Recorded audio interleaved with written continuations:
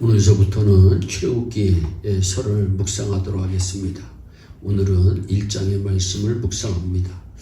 애굽 고센 땅에서 살던 이스라엘 백성들은 자녀를 많이 낳아 그 수가 크게 늘어납니다.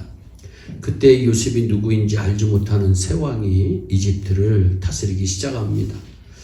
그 왕이 자기 백성 이집트 사람들에게 말합니다. 이스라엘 백성이 너무 많아서 그대로 우리보다도 강해졌다. 그러니 그들에 대해서 무슨 계획을 세워야 하겠다. 그렇게 하지 않으면 그들의 수가 더 늘어나게 되어 만약 전쟁이라도 일어나면 그들은 우리들의 적과 한편이 되어서 우리와 맞서 싸운 후에 이 나라에서 떠날 것이다.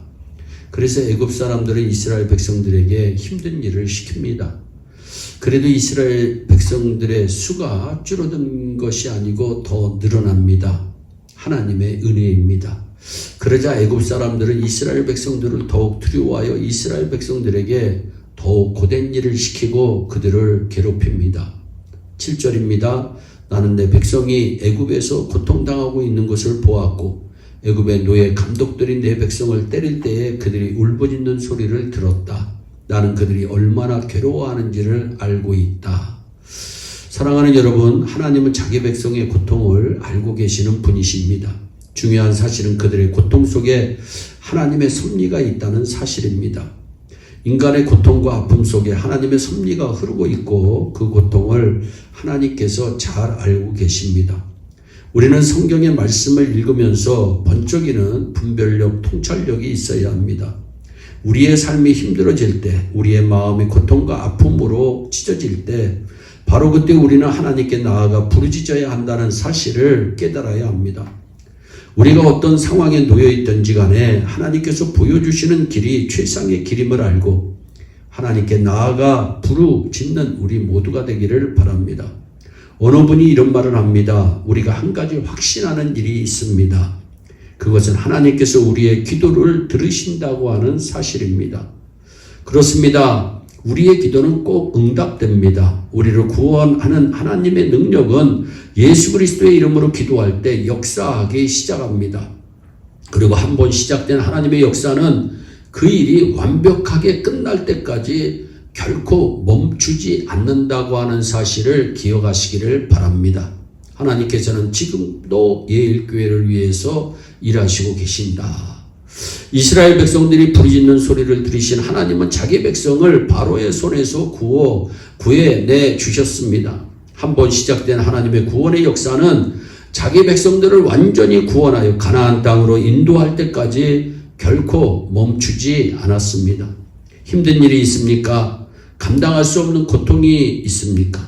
하나님께 기도로 부르짖으시기를 바랍니다. 하나님은 그의 자녀들의 기도를 들으십니다. 그리고 그의 자녀들을 구원하기 위한 하나님의 일을 시작하십니다.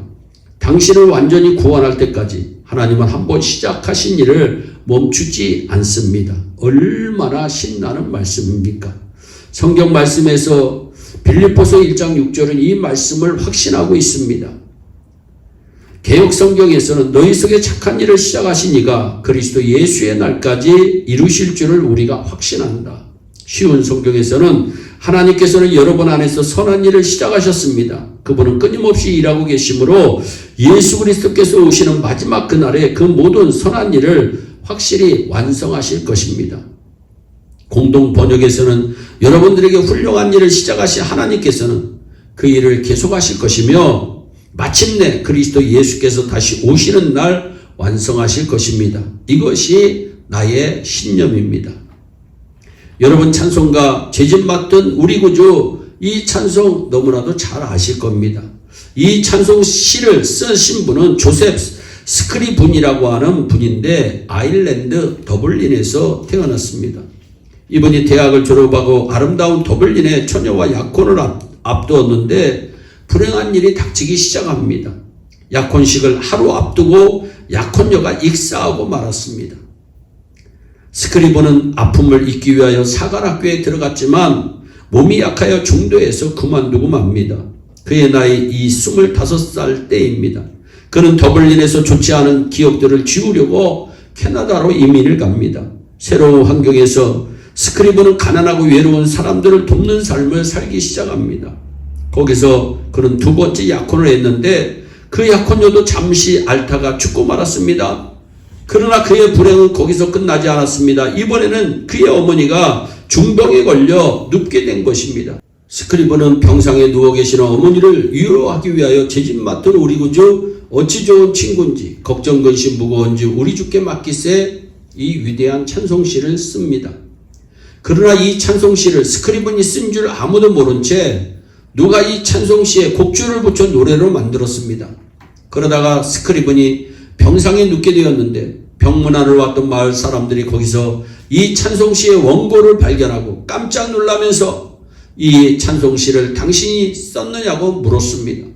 그때 스크리븐은 겸손하게 주님과 내가 같이 썼습니다. 스크리븐은 평생 마을 사람들을 도우면서 살다가 66세의 나이에 죽었습니다. 그는 혼자 외롭게 살다가 죽었지만 아무도 그를 불쌍하게 여기지는 않았습니다. 그는 그의 불행 속에서 주님의 은혜를 체험했고 그 은혜 속에서 살다가 죽었기 때문입니다. 그가 쓴 찬송시는 이렇게 계속됩니다. 주께 고함 없는 고로 복을 얻지 못하네. 사람들이 어찌하여 아랠 줄을 모를까. 시험 걱정 모든 괴로움 없는 사람 누군가. 부질없이 낙심 말고 기도드려 아뢰세. 근심 걱정 무거운 짐 아니진 자 누군가. 피난처는 우리 예수 주께 기도드리세. 어떻습니까? 조셉 스크리븐 이 사람은 우리의 고통과 불행을 아시는 하나님, 그의 자녀들이 고통 중에 부르짖을 때 그 부르짖는 소리를 들으시고 응답하시는 하나님, 그리고 한번 우리를 구원하시기로 작정하신 하나님은 끝까지 포기하지 않으시고 우리를 구원하시는 그 하나님을 알고 있었다고 생각되지 않으십니까? 이 하나님을 만나시기 바랍니다.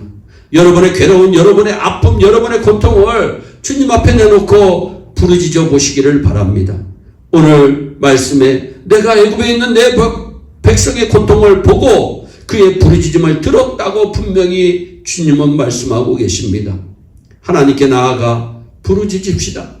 하나님은 우리의 부르짖는 소리를 듣기를 원하십니다. 그리고 하나님은 우리를 구원하시는 일을 시작하고 싶어 하십니다. 그리고 그 일을 완벽하게 끝내시기를 원하십니다. 궁극적으로 하나님은 이런 과정을 통해서 우리가 하나님을 경험하기를 원하십니다.